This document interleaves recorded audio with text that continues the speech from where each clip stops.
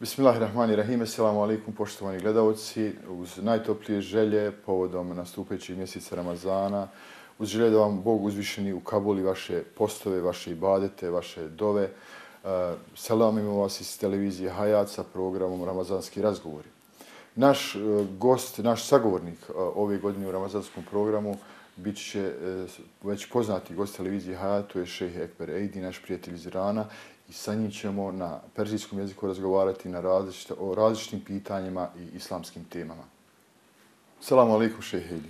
Hoš umadi u barname male, barname šuma. Selamu alaikum, šejh Eidi. Dobrodošli u naš i vaš program. Ove godine naš program malo je promijenio formu, ali je osnovna tematika ostala ista. Govorit ćemo o različitim islamskim temama, o islamu i njegovim dobrobitima.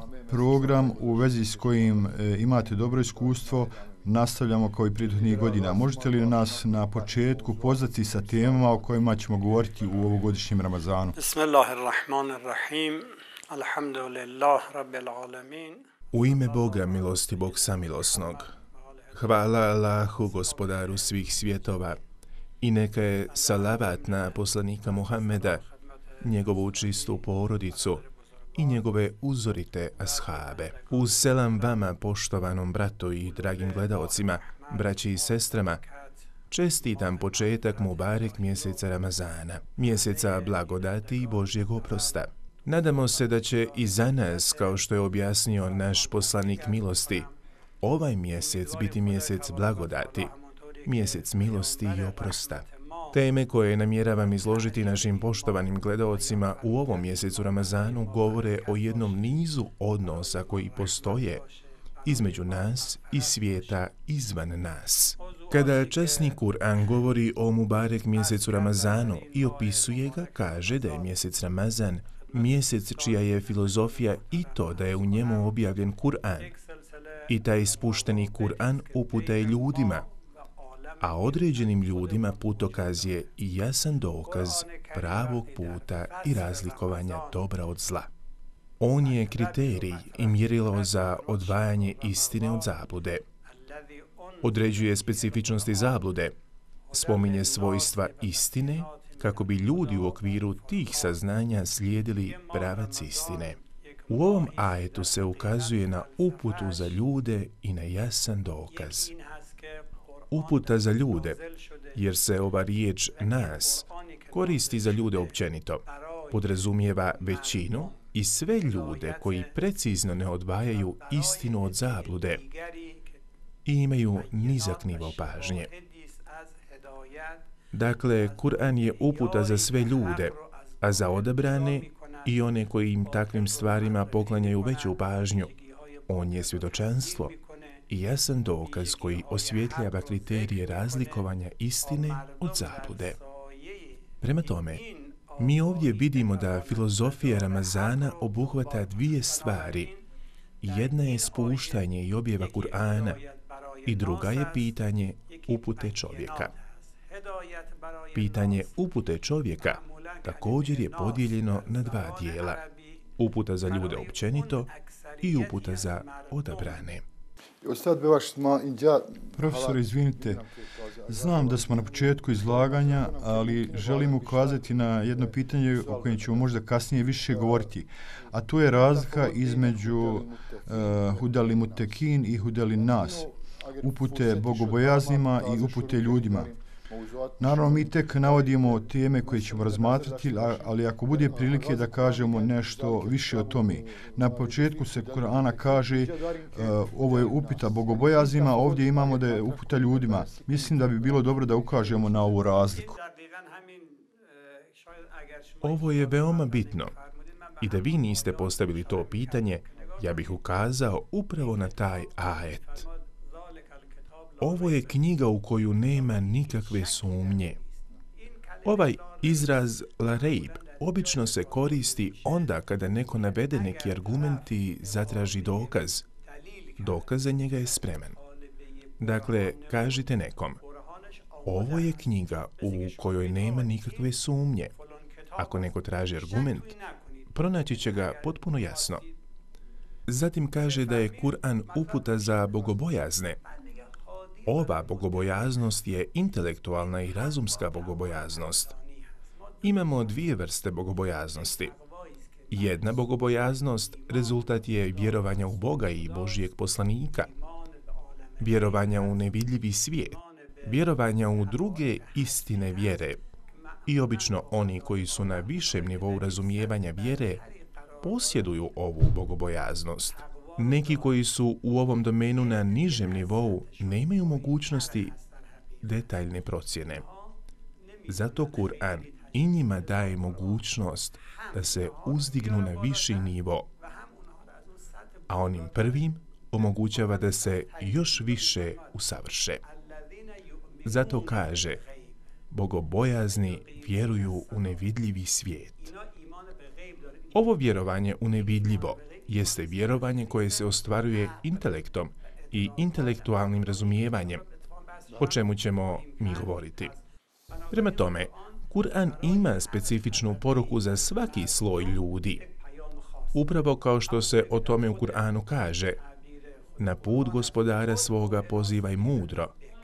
Znači, na osnovu mudrosti, intelekta i razmišljanjem. I pozivaj lijepim savjetom. Lijepo pozivanje je u domenu srca.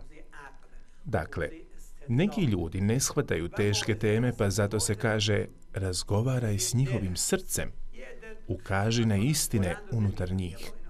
Raspravljanje na najljepši način u stvari znači odgovaranje na njihove sumnje. Znači da treba shvatiti njihova unutarnja uvjerenja i na osnovu tih njihovih uvjerenja objasniti im ono što je potrebno. Riječ ahsan, najljepši, najbolji način.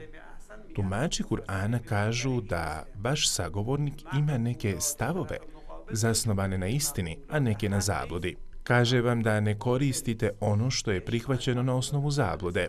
Uzmite argumente istine i dajte odgovor. Prema tome, Kur'an za svaki poseban sloj ljudi i svaku grupu ima stavove specifične za njih. Naravno, mi ćemo kasnije govoriti o ovom stepenovanju ljudi u pogledu spoznaje. Htio bi da ovo na početku razjasnimo, a sada se možemo vratiti na glavnu temu, odnosno teme o kojima ćemo govoriti u mjesecu Ramazanu. Teme o kojima ćemo govoriti odnose se na 7 vrsta odnosa. Prvi je odnos čovjeka sa samim sobom. Da ja saznam ko sam, što sam, odakle sam došao i kamo idem.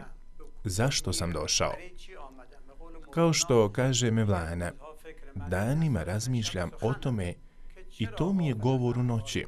Zašto sam nemaran prema stanjima svoga srca? Ovo svoga, istinska je čovjekova osobnost. Danju i noću razmišljam o tome zašto mi treba da budem nemaran. Odakle sam došao i koje su koristi moga dolaska? Kamo idem, moj dom se ne pokazuje. Dakle, mi treba sami sebe da upoznamo. Objasnit ćemo ako Bog da i uzroke samospoznaje. Jer čovjek po svojoj biti traga za vlastitim interesom i vlastitom koristi. Po svojoj prirodi i biti, čovjek izbjegava ono što mu nanosi štetu. On traga za srećom. Svi su ljudi po tome identični. Svi mi tragamo za srećom. Razlika je u definiciji sreće. Dakle, prva tema o kojoj ćemo govoriti jeste odnos sa samim sobom i samospoznaja ili spoznaja duše. Sljedeća tema jeste odnos sa gospodarom svjetova, s Bogom. Da vidimo kakvu vrstu odnosa možemo imati sa stvoriteljem koji je sve ovo stvorio. Kakve koristi možemo imati od toga? Kako možemo poštovati njegove zakone i njegove odredbe? Rasvijetlit ćemo i ovaj odnos. Ako čovjek rasvijetli svoj odnos s Bogom, otkriće mu se mnoge istine. Treća je tema odnos čovjeka sa Božijim poslanicima. Naime, čovjekov razum nema sposobnost da usvoji sva savršenstva koja su mu potrebna. Njegov je razum ograničen i nesposoban za to. I o tome ćemo govoriti. Vidjet ćemo da su neke od istina koje se prezentuju razumu izvan njegovih dometa i razum to priznaje. Znamo da nešto postoji, ali ne znamo to objasniti, rastumačiti i analizirati. Zato imamo potrebu da se upoznamo s poslanicima kao ljudima koji su posrednici između nas i Boga i da saznamo kakav je njihov položaj u ljudskoj zajednici. Pošto se raspravlja o razumu, ovdje se otvara jedno pitanje koje vrijedi i za područje koje nazivamo islamskim svijetom, a izvan njega, poput prostora kojem pripadaju muslimani u Bosni i Hercegovini, koji se više koriste terminologijom i konceptima zapadnog svijeta. Za arapsku riječ akl koristi se riječ razum. Ovo posebno treba da analiziramo u jednoj od narednih emisija.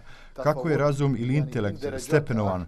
Znamo da postoji praktični i teorijski um i treba da obratimo pažnju na te razlike. Govorit ćemo i o tome. U raspravi o čovjekovoj spoznaji sigurno ćemo ukazati na to i na pitanja uma. Teorijski praktični i razlike među njima. Također ćemo ukazati na faze usavršavanja razuma. Prema tome, treći odnos jeste odnos sa Božijim poslanicima. Četvrti naš odnos jeste odnos i upoznavanje s nebeskim knjigama. Poslanici koji su dolazili donijeli su nam neke odredbe i propise, kako oni koji su imali knjigu, tako i oni koji nisu posjedovali knjigu. Oni koji nisu imali knjigu, obično su iznosili stavove i davali upute i savjete, i oni su navedeni u nebeskim knjigama. Mi treba da znamo šta su uistinu ove knjige, šta govore i kakav je naš odnos prema ovim knjigama. Kao što je rekao rahmetli otac Iqbala Lahorija u svojim savjetima Muhamedu Iqbalu, kada čitaš Kur'an, čitaj ga kao da je Džebrail ovaj ajet upravo sada donio za tebe. Prvo treba da znaš koji problem u tvom životu rješava ovaj ajet. Tvoj moralni, vjerski, intelektualni, ekonomski ili društveni problem. Šta je to? I drugo, koja je tvoja dužnost u promoviranju tog ajeta i te Božje odredbe? Ovako treba da čitamo Kur'an. Rahmetli Muhammed Iqbal kaže: ja sam poslije ovog očevog savjeta ponekad o jednom ajetu razmišljao i po 5 sati. I to je rezultiralo time da sam došao do zaključka da ne postoji bolja knjiga od Kur'ana za upućivanje čovječanstva, za sreću čovjeka, za njegov život na ovom svijetu, za njegov drugi svijet, za njegov moral, za njegovu porodicu. I zato sam svoj život posvetio proučavanju i tumačenju časnog Kur'ana. Prema tome, treba razjasniti naš odnos s nebeskim knjigama. Peti naš odnos jeste odnos sa porodičnim okruženjem. Prva zajednica u kojoj se nađemo kao ljudska bića upravo je porodica.